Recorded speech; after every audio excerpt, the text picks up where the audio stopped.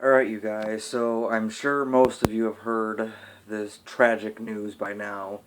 Wes Craven, legendary horror director, has passed away at the age of 76 due to brain cancer. Now, I normally don't make videos like this of when somebody famous passes away, just because, I kind of move on from it, but the only other one that I made a video for was Robin Williams, and that's because, this dude has been so important in my love for movies. And that's the same reason why I'm making a Wes Craven video, because this guy is my favorite horror director. He's the one who got me into horror movies with his films like Scream, Nightmare on Elm Street, The Hills Have Eyes, Last House on the Left, Red Eye, which I think is a very underrated film. Cursed, I wasn't all that big on. Shocker is a really good one. People Under the Stairs. I mean, the list goes on and on and on. Like I said, this guy was a legend. He is responsible for my favorite teen slasher movie, and that's Scream. Freddy Krueger is a horror icon. Even you could argue Ghostface is a horror icon now. But yeah, this dude was just incredibly talented. He was awesome, and from what I understand, he was really, really cool with his fans. And kind of from my experience, he was. And I never got the chance to meet him in person. They shot Scream 4 about an hour away from where I live. So one day, I took a trip with a buddy of mine up there. We took an hour-long drive, and we went to go on the set of Scream 4, kind of, stand behind the gates and watch him film kind of thing.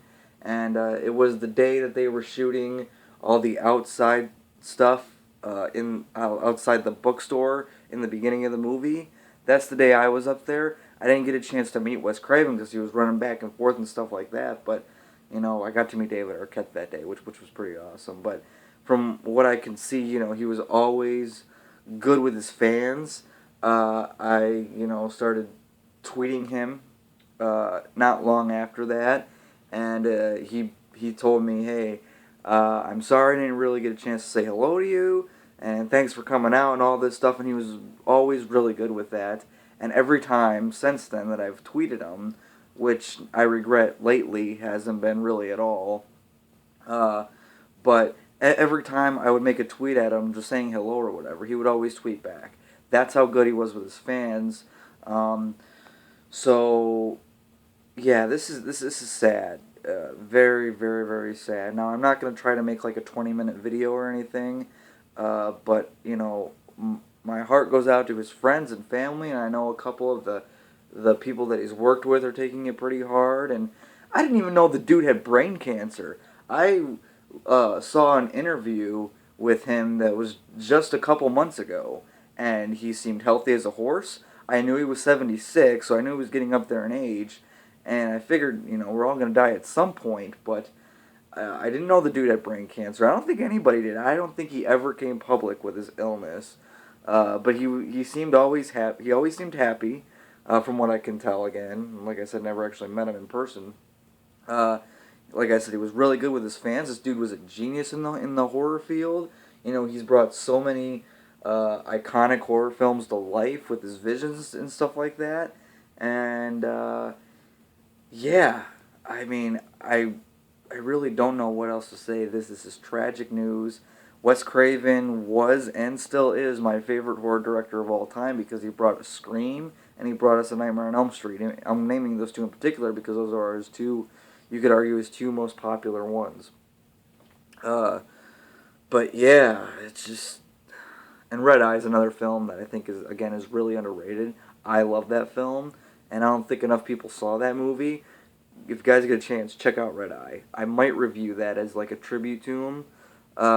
Maybe sometime this month before Halloween Horror Month because that's already full. But yeah, rest in peace, Wes Craven, and I hope wherever you are making an awesome movie with Alfred Hitchcock. So, my hat goes off to you, sir. Thank you for everything that you've brought us, for bringing us Scream and Nightmare on Elm Street and Shocker and Last House on the Left and People Under the Stairs and Hills Have Eyes and all the stuff that you've brought us. Thank you. Your legacy will not die with you. Your legacy will live on in our screens and in our hearts, and I know that's cheesy and corny as fuck to say, but that's how I feel about it. So thank you for everything that you did. I love you. Yeah, rest in peace, Wes Craven. So, yeah, guys, this is tragic. What, in the comments below, what is your favorite Wes Craven movie? Uh, yeah, comment your thoughts down below, and yeah.